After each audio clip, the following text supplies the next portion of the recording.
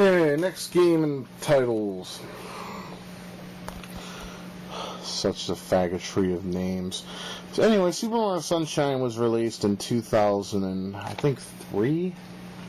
I want to say 2003. No, 2002. Okay. Anyways, Mario Sunshine is very fun, but there's one fatal flaw, and that's the camera. A lot of the time, the camera will be behind a wall, pissing you off when you're trying to make a jump. Other than that, it's fantastic. It's everything a Mario game you could ever want.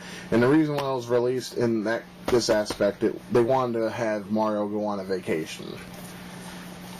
Play the game if you want to know more.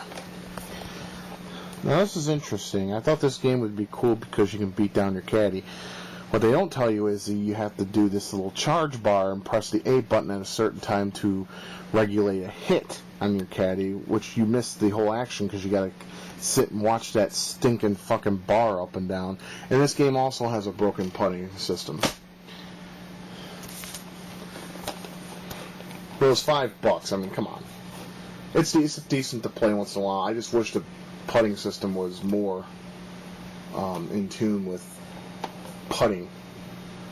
Okay, I need to stop saying that word because it's getting stuck on the roof of my mouth. Putting, putting, putting. Space made this. This is Geist. I actually enjoy this game. It got mixed reviews, but like I said, I don't listen to reviews anymore because reviewers are nothing but stupid, ignorant cocksuckers that jock HD gaming too much. This is made by Nintendo's, one of their, I don't know if you can read the logo, but it's End Space. Ooh. Possess objects and you can use them. Like you can watch a girl take a shower, but you don't see no titties. Fail. Blood Omen 2. This game's fun. You can pick up old ladies and drop them in the river. That's fun. The game's camera system's a little off, but it takes maybe a little bit getting used to, but it's an overall great game. If you like Kane or Blood Omen, the whole series. I'm a fan of retro collecting, as you know, and if there's a compilation disc release, I try to pick it up as fast as I can. This is the Namco Museum 50th anniversary. What makes this one better than the originals is it has extra games on it, such as Dragon Spirit, which is one of my favorite arcade games of all time because I picked it up on the NES. Unfortunately, fortunately, that version's actually better than the arcade version, but I still love Dragon Spirit. It also has Bosconian, Mappy, Sky Kid, Rally X Puzzle. Well, you know. If you own one, you know you already know what's on it. Better than the Dreamcast version. Why? There ain't as nearly as many as fucking random encounters in this one. It's a direct port of the Dreamcast version, just with a few tweaks. What the fuck? I can't speak with a shit. Tweaks. It's very awesome.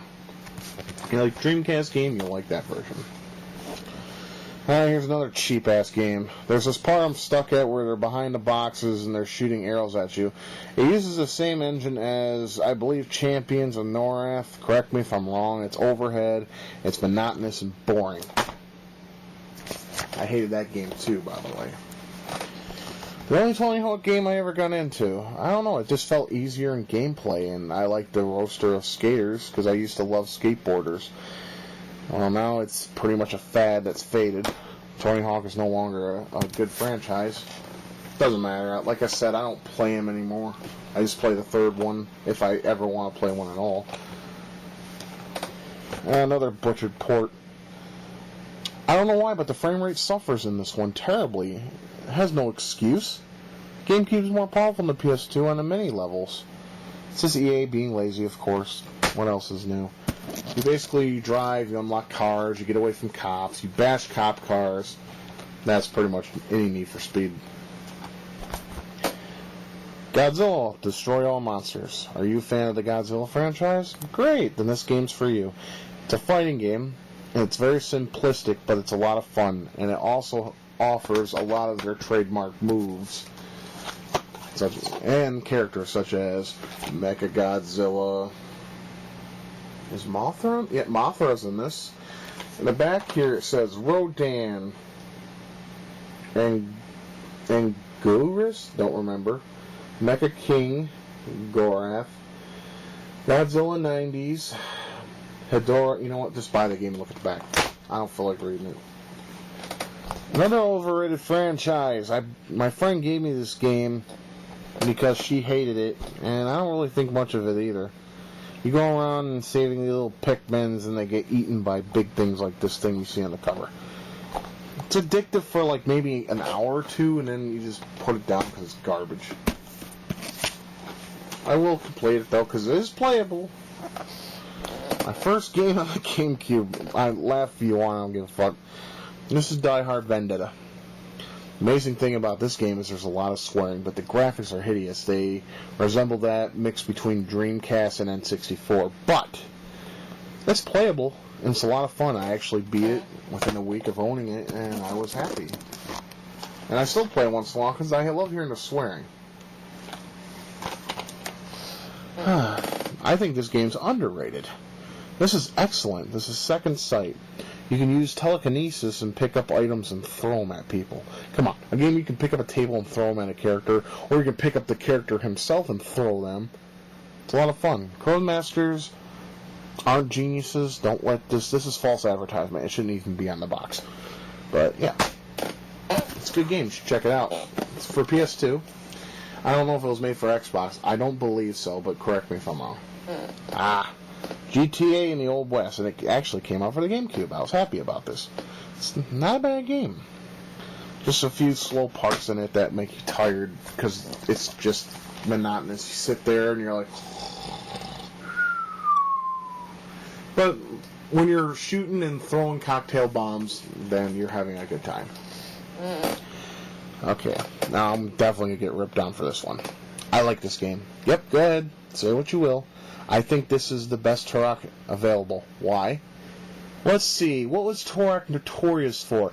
Oh yeah, getting lost in levels longer than Sin and the pits of hell itself. This was actually made for people who didn't like to sit through a million years of gameplay. And it was really fun, too. And the graphics were really nice.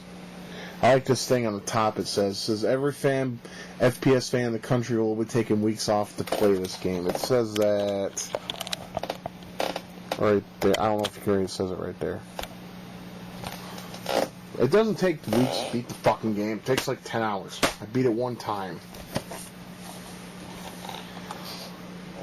Another great game. Believe it or not, yeah, you heard right. This is a great Terminator game, and it's made by it's published by Atari. Yeah, you can read it. I don't know if it's made by IMF, C2 Pictures, Intermedia, and what's Paradigm. I don't know how you pronounce that fucking word. Great game though. You like games where you can run around and be a Terminator? Blow shit up, shoot shit with a minigun, that is your game. And it's also gorgeous. It definitely stretches the GameCube's capabilities through its hood. Gambling Commander. One of Jellicoe's final games released. Excellent game. It's an RTS where you use goblins and you actually control how they attack. Not to mention it's a good looking game.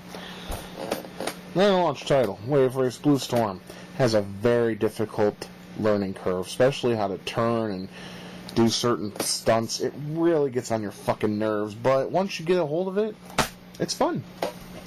I don't know what Nintendo was thinking when it came to a learning curve. They should have just made it fun like they do with every other game they create, except Pikmin. Ugh. Okay, what I'm about to say may or may not be true for those who played this. I was reading a lot of GameFAQs reviews when I first bought this game just to see, and people call this the Halo of GameCube.